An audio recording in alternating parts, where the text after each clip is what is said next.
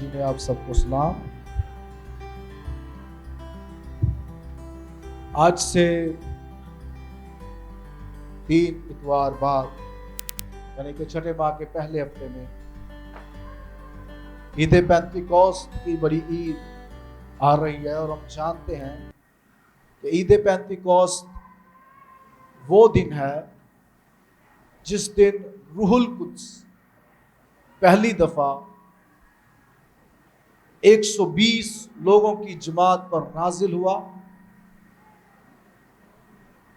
اور بعد میں یہ 120 لوگوں کی جماعت چرچ یعنی کلیسیا کہلائی۔ بائبل مقدس کی تفسیر کرنے والے اس سے کلیسیا کا جنم دن بھی مانتے ہیں۔ یہ وہ دن ہے جس دن کلیسیا ایک ایمانداروں کی کمیونٹی، معاشرے، گروہ کی صورت میں وجود میں آئی۔ لیکن جب ہم روح القدس کی بات کرتے ہیں تو ایک سب سے اہم سوال جو ہمارے دلوں میں یا زندگیوں میں یا ذہنوں میں آتا ہے یا آنا چاہیے، وہ یہ ہے کہ کیا روح القدس کی تعلیم نئے عہد نامہ کی دین ہے، یا کیا اس کا آغاز روح القدس کا یعنی کہ نئے عہد نامہ میں ہے، یا اس کی جڑیں پرانے عہد نامہ میں بھی پیوست ہیں؟ دوسرے لفظوں میں، کیا پرانا عہد نامہ روح القدس کے بارے تعلیم دیتا ہے؟ اس کے بارے میں ہم اگلے 2-3 جو سنڈے ہیں ان میں بات کرنے کی کوشش کریں گے۔ روح القدس کا ایک ایماندار کی زندگی میں کیا کام ہے؟ روح القدس کی خدمت کیا ہے؟ روح القدس کلیسیا کے لیے ضروری کیوں ہے؟ یہ معاشروں کے لیے ضروری کیوں ہے؟ انفرادی زندگیوں کے لیے کیوں ضروری ہے؟ یہ ہم جاننے کی کوشش کریں گے۔ ایک بہت اہم بات جو آپ کے سامنے میں آج رکھنا چاہتا ہوں وہ یہ ہے، اکثر اوقات ہمارے ذہن میں یہ بات آتی ہے جب ہم نئے یا پرانے کی بات کرتے ہیں تو ہمارے ذہنوں میں یا بہت سے لوگوں کے ذہنوں میں یہ خیال آتا ہے کہ اب چونکہ ہمارے پاس نیا عہد موجود ہے اس لیے پرانے عہد کی ہمیں ضرورت نہیں ہے، یا یوں سمجھ لیا جاتا ہے کہ جو نیا عہد ہے یہ پرانے عہد کی ریپلیسمنٹ ہے یا اس کا نیم البدل ہے، یا عام لفظوں میں کہوں تو پرانا عہد نامہ جاتا رہا ہے اور اب نیا آ گیا ہے، یا نیا عہد نامہ اس لیے دیا گیا ہے تاکہ پرانے کی ضرورت نہ رہے۔ لیکن ایسا کچھ نہیں ہے۔ نئے عہد نامہ کو ہم اس لیے نیا عہد کہتے ہیں کیونکہ اس میں ایک بڑی تبدیلی جو ہمیں نظر آتی ہے وہ مسیح کی قربانی ہے۔ پرانے عہد میں قربانیاں جانوروں کی تھی گناہوں کے کفارہ کے لیے، لیکن مسیح نے اس قربانی کو اپنے اوپر لے لیا اور خود کو خدا کا برہ ہونے کے ساتھ ساتھ ہمارے گناہوں کا کفارہ ہونے کے لیے اس نے پیش کیا۔ صرف یہ ایک بنیادی فرق ہے نئے عہد نامہ میں اور پرانے عہد نامہ میں۔ باقی جتنی بھی تعلیمات ہیں نئے عہد نامہ کی، اس کی جڑیں پرانے عہد نامہ میں موجود ہیں۔ نئے عہد نامہ میں دوسری اہم ایک اور خصوصیت موجود ہے، اور وہ یہ ہے کہ مسیح کے خون کے وسیلہ سے اب غیر قومیں بھی خدا کے وعدوں کا حصہ بن سکتی ہیں۔ پرانے عہد نامہ میں ہمیں اسرائیلی صرف ابراہم کی نسل سے جو لوگ تھے وہ خدا کے وعدوں میں شامل نظر آتے ہیں. لیکن میں ساتھ یہ بھی بتا دوں کہ پرانے عہد نامہ میں بھی کبھی بھی ہمیں ایسا نہیں ملتا کہ خدا غیر قوموں کے بارے میں فکر مند نہ ہو. مختلف موقعوں پر ہمیں خدا غیر قوموں کی بھی فکر کرتا ہوا نظر آتا ہے، اور اس قدر خدا فکر مند ہے کہ اس نے کئی صحائف، کئی کلام کے حصے مختصر نبیوں کے وسیلہ سے غیر قوموں کو مخاطب کرتے ہوئے لکھوائے. نحوم کا صحیفہ پڑھیے، اور اس کے ساتھ ساتھ یسایہ کی کچھ نبوتیں ہیں، یرمیہ کی کچھ نبوتیں ہیں، حزقیل نبی کی کچھ نبوتیں ہیں. غرض ہمیں خدا کا منصوبہ کبھی بھی محدود نہیں نظر آئے گا صرف ایک قوم تک. خدا ہمیشہ انسانیت کی فکر میں تھا. خدا ہمیشہ اس مخلوق کی فکر میں تھا جسے اس نے اپنی شبیہ پر بنایا. یہ الگ بات ہے کہ غیر قوموں نے خدا کے منصوبے کو سمجھنا نہ چاہا. غیر قوموں نے خدا کی جگہ، خدا کے متبادل بتوں کو اپنا خدا مان لیا. یہ ایک الگ بات ہے کہ انہوں نے اسرائیلیوں کے ذریعہ سے جو خدا کام کرنا چاہتا تھا اسے قبول کرنا مناسب نہ سمجھا. لیکن یہ ہرگز ایسا نہیں ہے کہ خدا پرانے عہد ناموں میں غیر قوموں کے لیے فکر مند نہیں ہے اور نئے عہد نامہ میں ہے. لیکن نئے عہد نامہ کی ایک بنیادی خصوصیت یہ ہے کہ اس میں مسیح کی قربانی کے وسیلہ سے غیر قوموں کو بھی خدا کے خاندان کا حصہ بننے کا شرف مل گیا ہے، ان پر فضل ہو گیا ہے، جس کی مثال ہم سب بھی ہیں. آمین. ہم غیر قوم میں تھے، ہم کسی بھی طور سے ابراہم کی نسل سے تعلق نہیں رکھنے والے ہیں. ہم کسی بھی طور سے ان کے وعدوں میں اس طرح سے شریک نہیں ہو سکتے تھے. لیکن مسیح یسوع کا شکر ہو کہ اس نے ہمیں ابراہم کے وعدوں میں شامل کیا ہے، ان برکتوں میں شامل کیا ہے جو خدا سے تعلق رکھتی ہیں. آمین.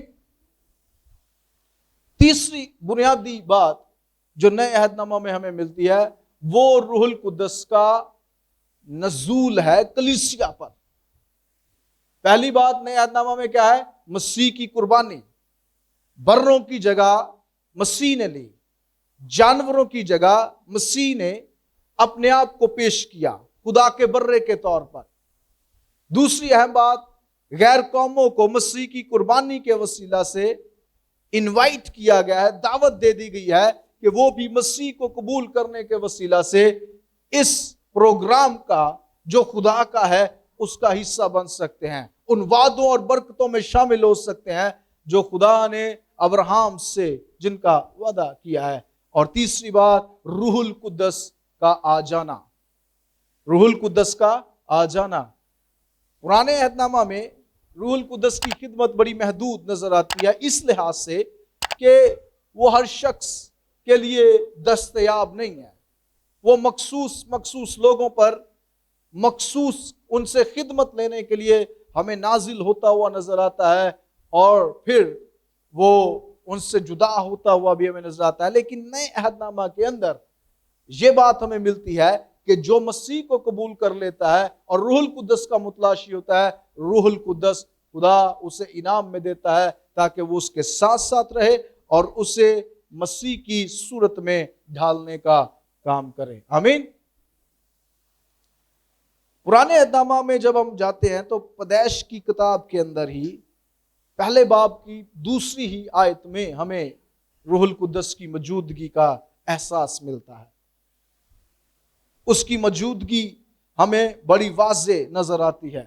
اور روح القدس کی جو تعلیم ہے یہ کوئی، جیسے میں نے پہلے بھی کہا، نئے عہد نامہ کی دین نہیں ہے، یہ پرانے عہد نامہ میں ہی ہمیں ملتی ہے. اور ایک حوالہ نہیں، دو حوالہ نہیں، تین حوالے نہیں، سینکڑوں حوالے روح القدس کی شخصیت کے بارے میں، اس کی خدمت کے بارے میں ہمیں ملتے ہیں. اور ان میں سے آج ہم ایک دیکھیں گے، اور وہ ہے کہ روح القدس خدا کے ساتھ تخلیق کے عمل میں ہمیں نظر آتا ہے. جب ہم پیدائش کی کتاب پہلا باب اس کی دوسری آیت کو پڑھتے ہیں، بلکہ پڑھ لیتے ہیں، نکالیے گا پہلا باب اس کی پہلی اور دوسری آیت، پیدائش کی کتاب پہلا باب اس کی پہلی اور دوسری آیت ہم پڑھتے ہیں۔ لکھا ہے، خدا نے ابتدا میں زمین و آسمان کو پیدا کیا، اور زمین ویران اور سنسان تھی، اور گہراؤں کے اوپر اندھیرا تھا، اور خدا کی روح، کس کی روح؟ کس کی روح؟ روح القدس کا ایک نام ہے خدا کی روح، ٹھیک ہے؟ بائبل مقدس میں بعض دفعہ مختلف موقعوں پر روح القدس کو خدا کی روح کے ساتھ یا اس نام سے پکارا گیا ہے۔ تو خدا کی روح ہمیں پیدائش کی کتاب اس کے پہلے باب اور اس کی دوسری ہی آیت میں ہمیں روح القدس کی موجودگی کا اظہار مل جاتا ہے، اور نہ صرف اس کی موجودگی کا اظہار ملتا ہے، بلکہ آگے اگر آپ پہلا باب پورا پڑھیں، دوسرا باب پڑھیں، تو ہمیں روح القدس کی جو شخصیت ہے وہ خدا کے ساتھ تخلیق کے کام میں نظر آتی ہے۔ روح القدس تخلیق کے کام میں، کریشن کے کام میں خدا کے ساتھ موجود ہے، اور روح القدس اصل میں وہ شخصیت ہے جو کچھ خدا کہتا ہے وہ ہمیں پورا کرتا ہوا نظر آتا ہے، یعنی کہ خدا بول رہا ہے اور روح القدس اسے عملاً اس کو تخلیق کرتا جا رہا ہے۔ یہ نقطہ جاننا کیوں ضروری ہے؟ یہ اس لیے ضروری ہے کیونکہ جو کلیسیا کی تخلیق ہے، کلیسیا کا وجود ہے، وہ بھی اسی سے ملتی جلتی کہانی ہے اگر ہم اسے سمجھنے کی کوشش کریں۔ جیسے کہ پیدائش پہلے باب میں ہمیں روح القدس جنبش کرتا نظر آ رہا ہے، تو اعمال کی کتاب دوسرے باب میں ہمیں روح القدس اسی طریقے سے آگ کی صورت میں، ہوا کی صورت میں، آندھی کی صورت میں ایمانداروں پر آتے ہوئے دیکھ ہم سکتے ہیں، پڑھ سکتے ہیں۔ اعمال کی کتاب میں لکھا ہے، رائٹ؟ سو جو اعمال کی کتاب کا لکھنے والا ہے لوکا رسول، وہ اعمال کی کتاب میں کلیسیا کی تخلیق کے وسیلہ سے یا روح القدس کا پینتیکوست کے روز جو نزول ہے اس کے وسیلہ سے وہ اصل میں پیدائش کی کتاب کی جو تخلیق کی کہانی ہے اس کے ساتھ جوڑنے کی کوشش کر رہا ہے کہ جس طرح سے روح القدس ابتدا میں خدا کے ساتھ تخلیق کے کام میں تھا، اسی طرح سے خدا روح القدس کے وسیلہ سے کلیسیا کو تخلیق کر رہا ہے۔ آمین۔ یعنی کہ وہ دو اکاؤنٹس کو، ان دو حوالوں کو ساتھ ساتھ رکھ کر ہمیں یہ سمجھانا چاہتا ہے کہ نمبر 1، روح القدس جیسے پرانے عہد نامہ میں تخلیق کرنے والا ہے، وہ نئے عہد نامہ میں بھی تخلیق کرنے والا ہے۔ نمبر 2 پر وہ یہ ہمیں بتانا چاہتا ہے کہ روح القدس جب پرانے عہد نامہ میں کام کر رہا ہے تو ہر چیز وجود میں آ رہی ہے جس میں انسان کا بھی وجود شامل ہے، رائٹ؟ اور اعمال کی کتاب میں لوکا رسول ہمیں یہ سمجھانا چاہتا ہے، ہماری توجہ اس بات کی طرف دلانا چاہتا ہے کہ خدا کلیسیا کی صورت میں ایک نئے آدم کو کھڑا کر رہا ہے، ایک نئے شخص کو کھڑا کر رہا ہے۔ اسی لیے تو ہمیں مسیح کا بدن بھی کہا جاتا ہے، رائٹ؟ ہم کیا ہے؟ مسیح کا بدن ہے۔ کلیسیا کا ایک دوسرا نام کیا ہے؟ مسیح کا بدن۔ مسیح کا پہلے جینیسس میں یعنی پیدائش میں روح القدس ایک آدم کو پیدا کر رہا ہے جو گناہ کا مرتکز ہو گیا، لیکن جو اعمال کی کتاب ہے اس میں لوکا رسول ہمارا دھیان دلوانا چاہتا ہے کہ خدا ایسے آدم کو کھڑا کر رہا ہے جو مسیح کی مانند ہو، مسیح کی شبیہ پر ہو اور مسیح جیسے کام دنیا میں کریں۔ آمین۔ اس لیے مسیح کی یہ ہم سے توقع ہے کہ ہم اس کی مانند ہوں۔ میں حیران ہوں، اور یہ بڑی حیرانگی کی بات ہے، بڑی پیچیدگی کی بات ہے، مشکل کی بات ہے کہ ہم انجیل کے پرچار کرنے والے ہی انجیل کے دشمن ہیں۔ مسیحی آج انجیل کے دشمن بن چکے ہیں۔ ہم کسی نہ کسی طور سے انجیل کے دشمن ہیں۔ پچھلے اتوار بھی میں بتا رہا تھا، ہماری گواہی کسی پر مسیح کی انجیل کا دروازہ کھول بھی سکتی ہے اور بند بھی کر سکتی ہے۔ آپ مسیح کا نام لینے والے جس طرح کا رویہ لوگوں کے سامنے رکھیں گے وہ آپ کے مسیح کے بارے میں بھی ویسا ہی تصور رکھیں گے.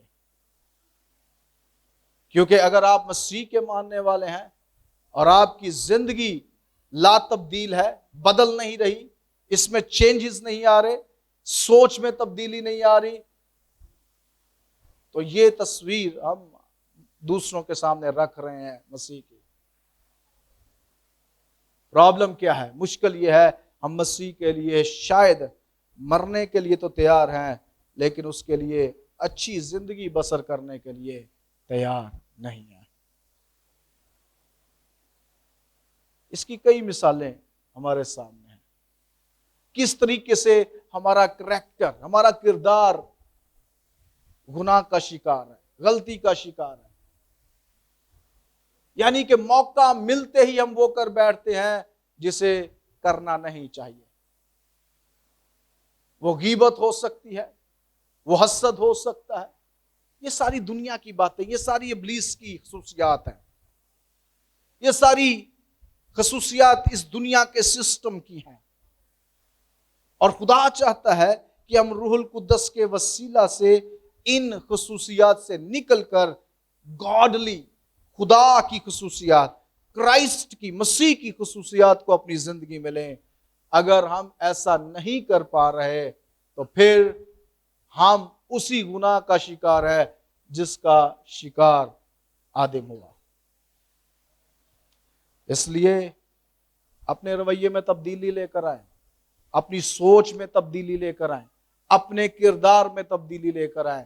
اگر کوئی آپ کی پیٹھ پیچھے آپ کے کردار کی گواہی نہیں دے سکتا، اس دوست کی میں بات کر رہا ہوں، ٹھیک ہے، میں اس شخص کی بات نہیں کر رہا جس نے کرنا ہی حسد ہے.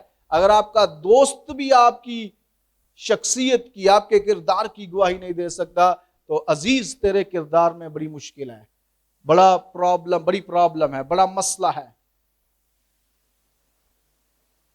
پلیز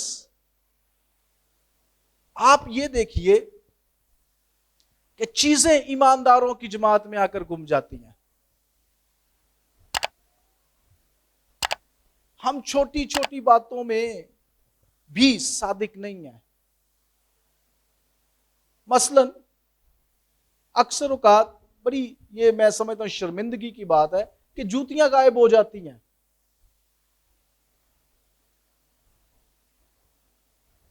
اگر کوئی بچہ بھی پہن کے گیا ہے تو ماں باپ کو چاہیے کہ گھر میں پوچھے کہ یہ جوتا کس کا ہے بھائی، کہاں سے لائے ہو آپ.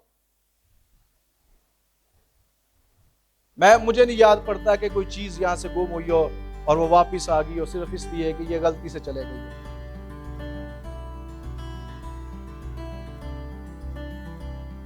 یہ ہماری جو کردار سازی ہے اس میں پرابلم ہے.